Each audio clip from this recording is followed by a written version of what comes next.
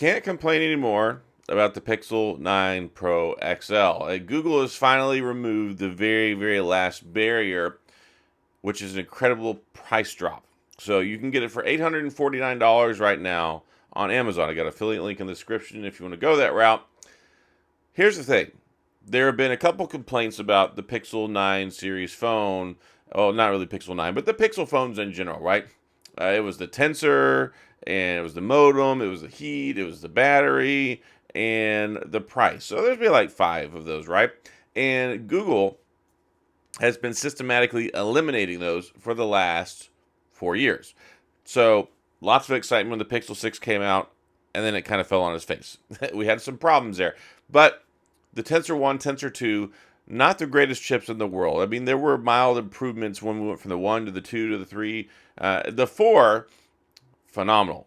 Fantastic chipset, and they finally got it right. And I've mentioned this so many times, you could probably have it remembered right now, like probably memorized, burn in your brain.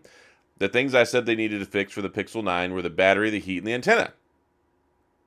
They fixed all those things. They fixed them all really, really well.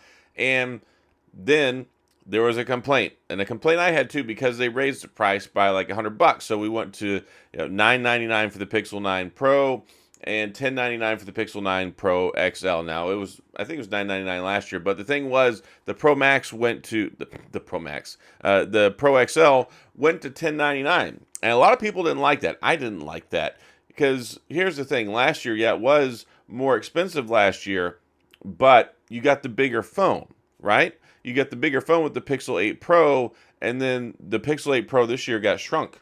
It's like they threw it in the dryer and it shrunk the phone, and it came out with a smaller screen, but still had the $1,000 price tag. So when we went to the Pro XL, they bumped it up to $1099. I don't know what the deal is, but some people seem to think that the Pixel 9 Pro, Pixel 9 Pro XL does not feel premium. And I don't get that because the Pixel 9 Pro XL, 9 Pro, feel the most premium to me.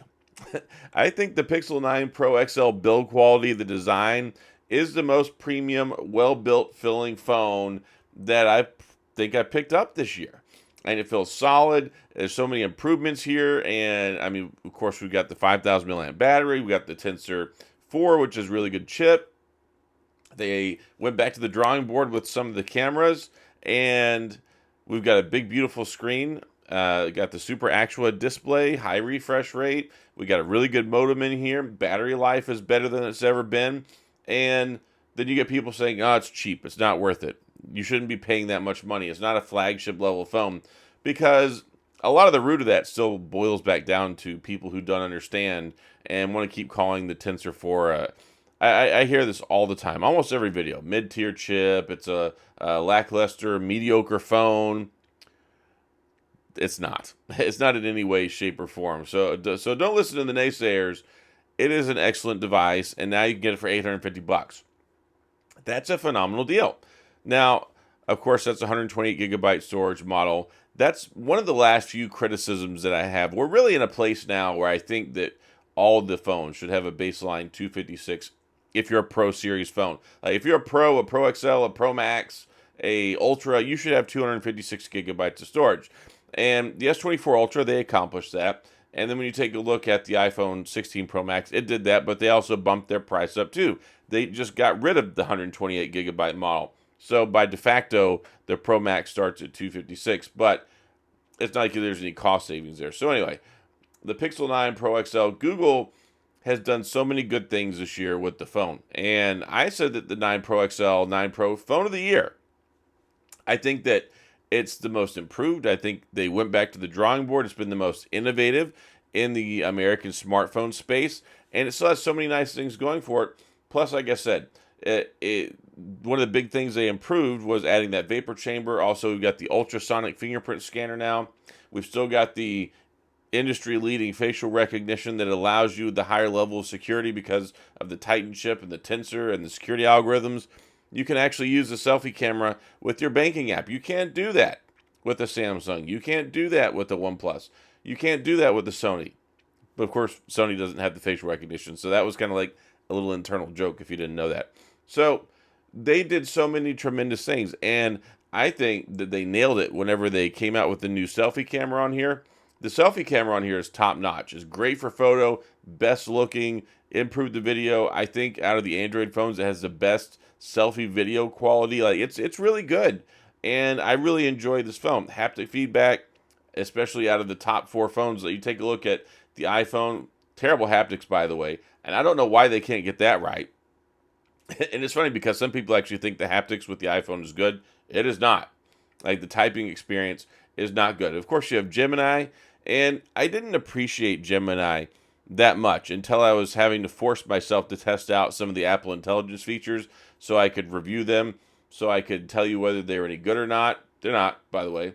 But I didn't appreciate Gemini until after doing that. I was like, I took it for granted.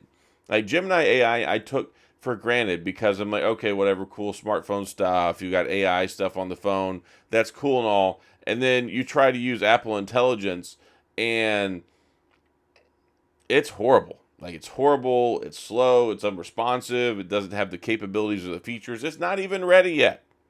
It's not even ready yet. Like Apple Intelligence will not have its initial full deployment until probably like 4 more months from now, if it's even done by then. And there's rumors that Siri may not even be fully updated to where we expected it to be till iOS 19, if that even comes to fruition. But yeah, if you take a look at the landscape, S24 Ultra, $12.99. You take a look at the iPhone 16 Pro Max, $10.99. So this at $10.99, I mean, for people who don't like the Pixel phones, I mean, I get it. It gives you something to gripe and complain about, and it's an expensive phone. They're all expensive phones. It's not like you go and look at an iPhone and go, you know what? I know that's $10.99, but I'm totally happy about paying that. No, absolutely not. I hate paying these prices. I wish that they were cheaper. But that's the one thing that Google has also done really good with the last cycle, the last set of phones. And I noticed this with the Pixel 8 series phones last year. Instead of just having a big price drop or selling it for less, what they're doing is having these very aggressive short-term price drops to where it makes it appealing, but it's not like, okay, one time and it's gone. You got to wait 3 or 4 months for a sale. So being able to pick this up for $8.49 right now, it's basically like, it's like a Christmas miracle. I mean, I don't really want to equate it with a miracle, but anyway, it's good. It's a good thing if you're in the market, if you've been waiting, if you've been holding out, if it's something that you want to do, if you wanted to wait and see what the phone of the years were. And I think MKBHD, if you care, called the S24 Ultra the best phone of the year, which it's plausible, like that's a reasonable pick. But I said that I think that the Pixel 9 Pro XL is the phone of the year. I think it's better. Here's the thing. I don't want to use the word better. It's hard because, okay, so I could say, yeah, it's better. And then you're like, oh, it doesn't have DeX. It doesn't have a 200 megapixel camera. It doesn't have an S Pen. No, it doesn't. But that's not what this phone is going for. And for what you get for the money, especially at $850, whenever I take a look at it and say phone of the year, I think it's more improved. I think that they were more innovative. I think they made more significant improvements. I think there are clearly areas where it's better, like the screen is better, the camera is better, the haptics, they are better, even though the ones on the Samsung are better. And when you take a look at even like the updates now, even Google has kind of edged them out because for the last couple of years, Samsung has been the best when it comes to updates, and they still don't have Android 15. We're still waiting. Not going to get it till the S25 drops. You get Android 15 on here now. They're leading the way with AI. I mean, Samsung is licensing AI from Google, so it's not like they're going out and creating from scratch all their own things. And yeah, I think the Pixel 9 Pro XL, best phone of the year here in the United States. Solid stuff. I really enjoy these phones, and they've been so impressive to me this year. And it's funny because it's been like a big turnaround. For the Pixel 6 and the Pixel 7, I used to have people complaining that I was complaining about the Pixels all the time. And, you know, I was. There was stuff I was complaining about because I was frustrated by some of Google's business practice. I was frustrated by their lack of communication, frustrated by, you know, they kept breaking things or they were just being kind of lazy with the updates using the same modem that we kept complaining about over and over. So they finally listened, went back to the drawing board, completely redesigned, new design language, and the new design language is winning. Like they decided they wanted to take it seriously, sell phones, and I think it's a good deal. So if you're interested, again, I've got an affiliate link in the description. You can get it now. I don't know how long it's going for. Probably till about Christmas. Probably shortly around there or thereafter, it'll go away, and then you'll be stuck with the $10.99 price tag again. So if you're interested, link in the description. Go for it, and come back and read some of the comments. Like, if you got a Pixel 9 Pro or 9 Pro XL, don't just take my word for it. Go look at some of my other videos. Or if you are a person who owns one of these phones and you're watching this video, leave a comment. Like, leave some feedback there for people to see that it's the real deal. And I've seen so many people that are migrating over saying, I'm tired of Samsung. I went to the Pixel 9 Pro, 9 Pro XL, haven't looked back. I was an iPhone user for 8 years, switched over, and I haven't looked back. There's been so many people, so much positive feedback and response that I've got from the community, from people who have been so happy. And this phone, it's a refreshing phone. It's refreshing for Google, and it's refreshing when you take a look at it compared to the competition. So yeah, if you've got one of these phones and you're one of those people that switched over, tell your story down in the comments section to help some other folks out. So don't just take my word for it. See what other people have to say. So that's all I got. If you have any questions, comments, gripes, concerns, complaints, all that stuff, go to the comments section. I'll do my best to get back with you. If you enjoyed the video, if you like this stuff, please hit the like and the subscribe button and the little notification bell if you want updates when new videos come out. And as always, thanks for being here. I appreciate you watching. I'll see you guys next time.